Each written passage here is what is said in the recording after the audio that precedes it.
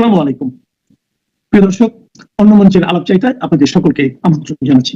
আজকের আলোচনার বিষয়, এত পেয়াদা বরকন্দাজ নিয়ে গিয়েও কি ডিম টমেটোর হাত থেকে নিষ্কৃতি পাবেন ডক্টর ইউনূস? এই বিষয়টি বাংলাদেশের অন্তর্বর্তী সরকারের প্রধান উপদেষ্টা ডক্টর মোহাম্মদ ইউনূস 3 রাজনৈতিক দলের 4 নেতা, তার মধ্যে বিএনপির 2 জন, আর জামাতের 1 জন এবং এনসিপির 1 জন, মানে তার নিজের দলের 1 জন, এই 4 নেতাকে সঙ্গে নিয়ে আজ 21শে সেপ্টেম্বর রবিবার রাতে তিনি নিউ ইয়র্ক যাচ্ছেন জাতিসংঘের 80তম বার্ষিক সাধারণ সম্মেলনে অংশ নিতে। এই অংশ নিতে ইতিমধ্যে অধিবেশন শুরু হয়েছে 9 সেপ্টেম্বর, আজ থেকে 12 দিন আগে। তো মোহাম্মদ ইউনূস 12 দিন আগে কেন গেলেন না? বিদেশ সফরে যেমন প্রবল ঝোঁক ইউনূস মিয়ার, তাতে 12 দিন আগেই যেতে পারতেন, তাতে আরো কয়েকটা দিন দেশের বাইরে থাকা যেত এবং সেখানটায় কিছু আমেরিকার আনন্দ, যেটা তিনি মূল যেখানকার মানুষ, সেখানকার আনন্দ নিতে পারতেন।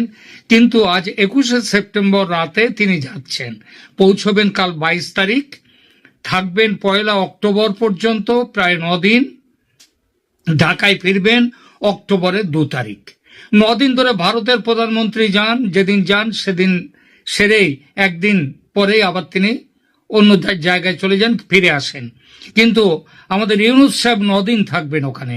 তার সফরসূচি যা জানা যাচ্ছে সেটা এরকম: ইউনূস 21শে সেপ্টেম্বর রাতে ঢাকা ত্যাগ করবেন এবং 22শে সেপ্টেম্বর নিউ ইয়র্ক পৌঁছবেন। 22 থেকে 29শে সেপ্টেম্বর 7 দিন তিনি খুব উচ্চ পর্যায়ে কিছু দ্বিপাক্ষিক ও সাইড ইভেন্ট, মানে মূল সম্মেলনের পাশে তিনি কিছু আলোচনার মধ্যে দ্বিপাক্ষিক আলোচনায় থাকবেন। কাদের সাথে? অন্যান্য দেশের রাষ্ট্রপ্রধানদের সঙ্গে, যদি অবশ্য তার সঙ্গে আলোচনা করার মতো রাষ্ট্রপ্রধান পাওয়া যায়। এ পর্যন্ত পাওয়া গেছে ওই পাকিস্তান আর 1টা কিংবা 2টো খুচরো দেশ, যেমন শুনেছি ডেনমার্কের সঙ্গে তাদের ওনার একটা সম্পর্ক আছে অন্য রকমের, আর এছাড়া ফিনল্যান্ড নাকি রাজি হচ্ছে তার সঙ্গে কথা বলবেন, তাদের রাষ্ট্রপ্রধানরা এসে তার সঙ্গে কথা বলবেন। তো এছাড়া অন্য কোনো বড় দেশের রাষ্ট্রপ্রধান তার সঙ্গে বৈঠকের প্রস্তাবে রাজি নন। রাজি না হওয়ার কারণ কি? কারণ বাংলাদেশে ইউনূস সরকারের মানবাধিকার সংক্রান্ত রিপোর্ট এবং এই বাংলাদেশ নামক একটা দেশ থেকে, একটা উঠতি দেশ যা দরিদ্র দেশ থেকে উন্নতশীল দেশে পৌঁছে গিয়েছিল, তাকে এত অল্প সময়ে ডকে তোলার যে রেকর্ড তিনি সৃষ্টি করেছেন, সেই রেকর্ড দেখে কেউ আর তার সাথে তেমন আলোচনায় বসতে চাইছেন না। আজ থেকে 1 বছর আগে যেটা অনেকেই চেয়েছিলেন, যে আর এই যে ডকে তোলার রেকর্ড এবং মানবাধিকার সংক্রান্ত রেকর্ড যেটা তিনি তৈরি করেছেন তার এই 1 বছরের শাসনে, তা কিন্তু শেখ হাসিনার তার 15 বছরের শাসনেও সেটা করতে পারেননি। এই দেখুন না, আজ ইউনূস মিয়া যাচ্ছেন নিউ ইয়র্ক, যে কথা দিয়ে শুরু করেছিলাম ডিম টমেটোর কথা, এইবার সেই প্রসঙ্গে আসে। আজ ইউনূস মিয়া যাচ্ছেন নিউ ইয়র্ক, আর আজই আন্তর্জাতিক মিডিয়ায় বাংলাদেশের বর্তমান পরিস্থিতি নিয়ে বেশ কিছু সমালোচনামূলক প্রতিবেদন প্রকাশিত হয়েছে। আন্তর্জাতিক সংবাদ মাধ্যম বাংলাদেশে মিডিয়ার ফ্রিডম নিয়ে, প্রেস ফ্রিডম নিয়ে উদ্বেগ জানিয়ে লিখেছে, 412 জন সাংবাদিকের বিরুদ্ধে মামলা করে তাদেরকে হয়রানি করা হচ্ছে বাংলাদেশে। 39 জন সাংবাদিক গ্রেপ্তার। এই হিসাবটা অন্তত আমাদের হিসাবে, আমরা যে হিসাব পেয়েছি ওখান থেকে, তাতে ছোট বড় সাংবাদিক সব মিলিয়ে 100-র ওপরে সাংবাদিক তাদেরকে গ্রেপ্তার করা আছে। সম্ভবত 142 জনের মতো একবার একটা খোঁজ নিয়েছিলাম। এরপরে 100 জনেরও বেশি সাংবাদিকের ব্যাংক অ্যাকাউন্ট ফ্রিজ করা হয়েছে এবং 300 জনের বেশি সাংবাদিকের বিদেশ ভ্রমণে নিষেধাজ্ঞার কথা জানা গেছে।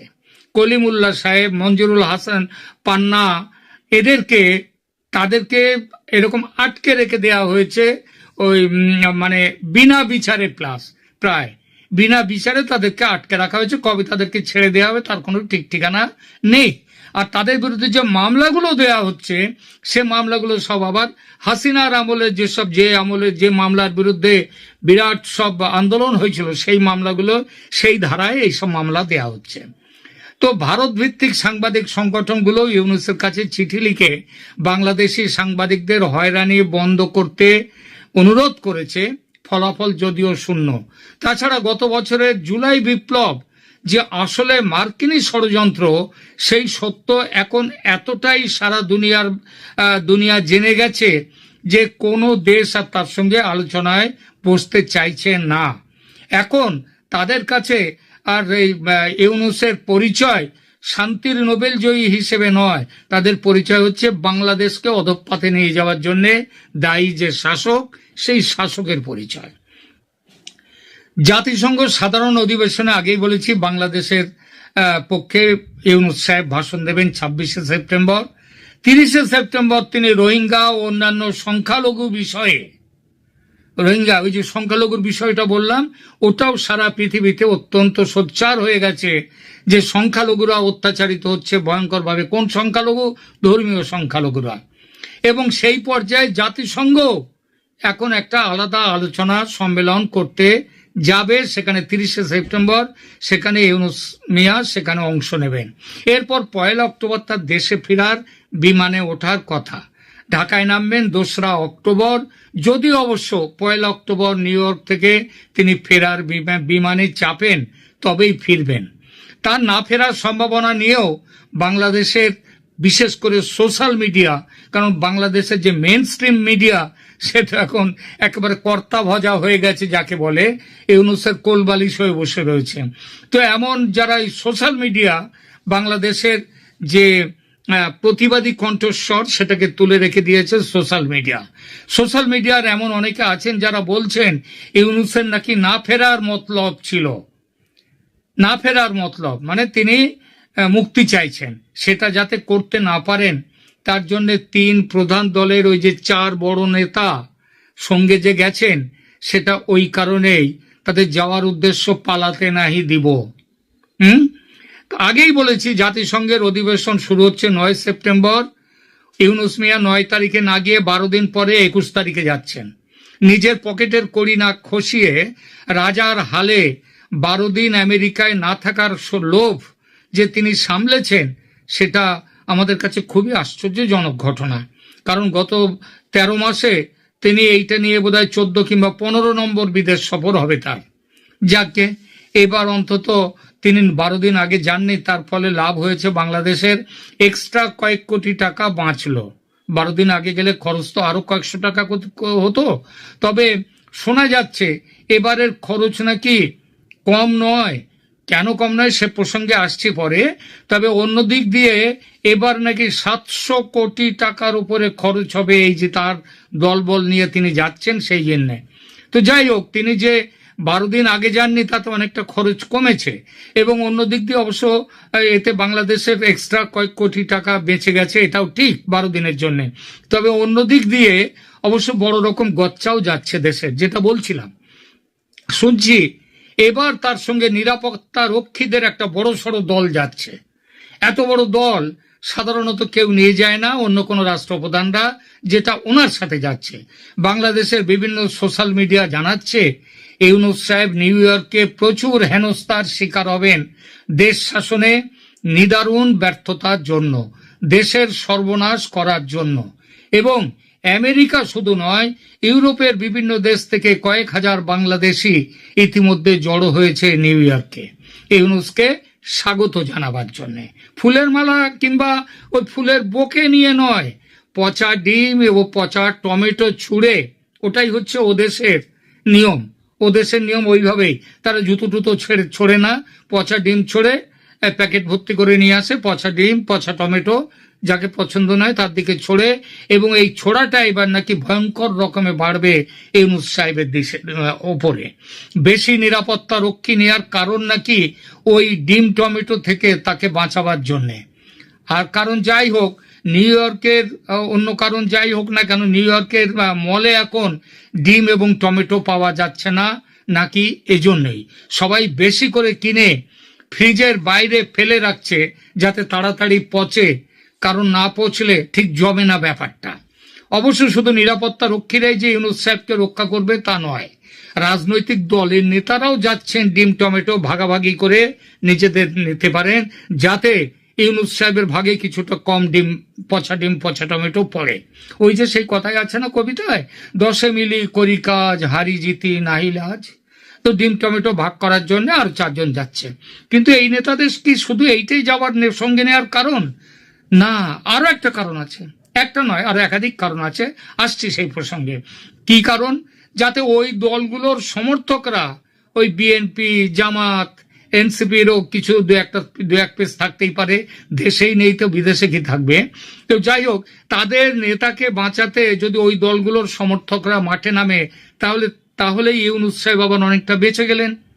তারা প্রতিরোধ গড়ে তুললে ইউনূস সাহেবের দিকে ডিম কম আসবে, পচা ডিম। আর তারা বাঁচলে, মানে এই নেতারা বাঁচলে বাঁচবেন মিয়া ইউনূস। এই বুদ্ধির খবর ওই নেতারা যে পাননি তা নয়, তারাও কিন্তু মনে মনে চাইছেন যে ইউনূস কিঞ্চিত পালিশ হোক, তাকে পালিশ করা হোক। বড় বার বেড়েছে, জামাতের কথা শুনছে না, বিএনপি ডিসেম্বরের মধ্যে ভোট চাইছে, সেটা শুনছে না, ফেব্রুয়ারিতেও করবে কিনা তার ঠিক নেই। যাই হোক, তো তারাও চাইছে যে ইউনূস কিঞ্চিত পালিশ হোক। কিন্তু প্রশ্নটা হচ্ছে, বিনা খরচে এমন রাজকীয় ভ্রমণের সুযোগ ছাড়াটাও, সেটাও তো মুশকিল। তাছাড়া ট্রাম্প এবং সরোজ সাহেব, ওই যে ডিপ স্টেটের জর্জ সরোজ, তো তারা শেখ হাসিনা সরকারের পতন ঘটাবার কাজে এদেরই তো রেখেছিল, নিয়োগ করেছিল। এই বিএনপিকে, এই জামাতকে, ওই এনসিপি তখনও তৈরি হয়নি, কিন্তু লোকগুলো তো ছিল তার জন্য। এবং আগামী দিনে আমেরিকার হয়ে যে কাজ তারা করবেন, অর্থাৎ ওই ষড়যন্ত্র এবং আমেরিকার হয়ে আগামী দিনে কাজগুলোর জন্য তারা তো এইসব কিছু, তার একটা মোটা অঙ্কের পুরস্কারও নাকি দেবেন। এটা কিন্তু বাতাসে ভাসছে। এসব কথা একেবারে গুজব না হওয়ার সম্ভাবনাই বেশি। আমেরিকার সরকারি কর্তারা সবাইকে ডেকে পাঠিয়েছে বিশেষ কিছু কারণে। তার মধ্যে চট্টগ্রামের বন্দর আছে, হিউম্যান করিডর আছে, সেন্ট মার্টিনসের সঙ্গে দখল আছে, এর সঙ্গে আবার জাতীয় নির্বাচনের বিষয়টিও আছে। যেভাবে বিশ্ব জনমত প্রবল হয়ে উঠেছে, তাতে আওয়ামী লীগকে বাইরে রেখে নির্বাচন হলে সে নির্বাচন মানবে না কেউ। সুতরাং আওয়ামী লীগকে নিতেই হবে নির্বাচনে। এই বিষয়ে একমত হওয়ার জন্য আওয়ামী লীগ নির্বাচনে অংশ নিলে কিভাবে তাকে আটকে দেয়া যাবে, এইসব ব্যাপারে পাঠ পড়াবে আমেরিকা।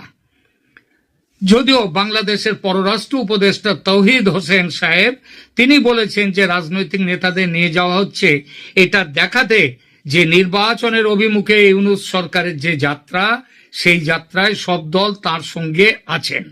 এখানেই প্রশ্ন আসছে যে কাকে দেখানো হবে? আমেরিকাকে দেখানো হবে, তাই তো? আমেরিকাকে দেখাতে হবে, সেই জন্যই ওদেরকে নিয়ে যাওয়া হচ্ছে। এইটাই তো সবাই বলছে, যেটা আমেরিকার হয়ে কাজ করার জন্য এই দলগুলো যাচ্ছে। ইউনূস যে এবার প্রবল হেনস্থার শিকার হবেন, তার নানান সংকেত চারদিক থেকে মিলছে। বাংলাদেশের সামাজিক মাধ্যমে ইউনূসের বিরুদ্ধে সমালোচনা রয়েছে, তবে এর মূল প্রেক্ষাপট গত বছরের ঘটনার সঙ্গে সব যুক্ত। 2024 সালের সেপ্টেম্বরে তার প্রথম জাতিসংঘ সফরের সময় নিউ ইয়র্কে বাংলাদেশি নাগরিকরা তার বিরুদ্ধে গো ব্যাক এবং স্টেপ ডাউন স্লোগান নিয়ে প্রতিবাদ করেছিল। ইউনূস সরকার সামাজিক মাধ্যমে সমালোচনাকে মোকাবিলা করার জন্য একটা নতুন কৌশল নিয়েছে। সেখানে তিনি এসব সমালোচনাকে মিথ্যা ও ভিত্তিহীন বলে অভিহিত করছেন।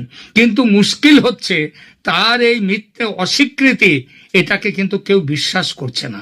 আসলে দেশের মধ্যে যেমন আওয়ামী লীগ জেগে উঠেছে, ঝটিকা মিছিল করছে, ঝটিকা মিছিলের সঙ্গে ঝটিকা কেলানি দেওয়ার প্রস্তুতি নিচ্ছে, সেই একই প্রস্তুতি পশ্চিমের বিশ্বেও। তবে বাংলাদেশের মতো কেলানি দেওয়ার সুযোগ তো নেই সেখানে। তাই সেখানকার মানুষ, সেখানকার বাংলাদেশিরা, তারা পচা ডিম এবং পচা টমেটো নিয়ে নামছে। এটা আবার হচ্ছে ওই দেশে আইনসম্মত। দেখা যাক কি হয় শেষ পর্যন্ত। অনেক বিষয়ে রেকর্ড করা ডক্টর মোহাম্মদ ইউনূস আমেরিকায় এবার পচা ডিম টমেটো খেয়ে নোবেল জয়ীদের ইতিহাসে নতুন চ্যাপ্টার লেখেন কিনা, আমাদের সাগ্রহ দৃষ্টি থাকবে সেদিকে। এখনকার মতো এখানেই রাখছি। ধন্যবাদ।